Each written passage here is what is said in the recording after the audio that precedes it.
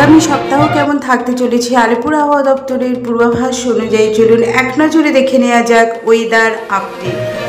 আগামী সোমবার পর্যন্ত দক্ষিণবঙ্গে ভারী বৃষ্টির কোনো সম্ভাবনা নেই, তবে বিক্ষিপ্তভাবে বজ্রবিদ্যুৎ সহ বৃষ্টি হতে পারে। মূলত 1-2 পশলা হালকা থেকে মাঝারি বৃষ্টির সম্ভাবনা রয়েছে। দক্ষিণবঙ্গে ক্রমশ কমবে বৃষ্টির পরিমাণ, বাড়বে আর্দ্রতাজনিত অস্বস্তি। উত্তরবঙ্গে আজ ও কাল ভারী বৃষ্টি থেকে বিরতি, তবে শনিবার থেকে সোমবার উত্তরবঙ্গে ভারী বৃষ্টি থেকে অতি ভারী বৃষ্টির সতর্কতা রয়েছে। অর্থাৎ দক্ষিণবঙ্গে বৃষ্টি কমলেও উত্তরবঙ্গে এখনও বৃষ্টি চলবে। মৌসুমী অক্ষরেখা বর্তমানে পুরুলিয়া ও কাঁথি হয়ে উত্তর পূর্ব বঙ্গোপসাগর পর্যন্ত বিস্তৃত হয়েছে, যার ফলে বজ্রবিদ্যুৎ সহ বৃষ্টির সম্ভাবনা বেশি রয়েছে পশ্চিমের জেলাগুলিতে। উত্তরবঙ্গে বৃহস্পতি ও শুক্রবার বিক্ষিপ্তভাবে বজ্রবিদ্যুৎ সহ বৃষ্টির পূর্বাভাস রয়েছে। শনিবার থেকে বৃষ্টি বাড়বে, তবে ভারী বৃষ্টির পূর্বাভাস দার্জিলিং, কালিম্পং, জলপাইগুড়ি, আলিপুরদুয়ার, কোচবিহার জেলাতে।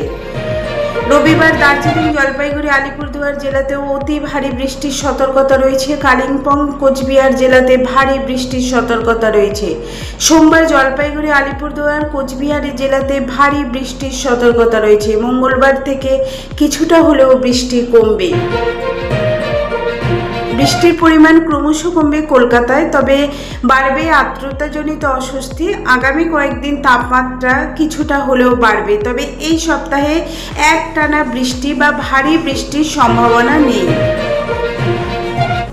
আকাশ সাধারণত মেঘলা আকাশ থাকবে, তবে বাতাসে জলীয় বাষ্পের পরিমাণ বেশি রয়েছে। রোদ উঠলেও আর্দ্রতাজনিত অস্বস্তিও বাড়বে। বজ্রবিদ্যুৎ সহ 2-1 পশলা হালকা থেকে মাঝারি বৃষ্টির সম্ভাবনা রয়েছে।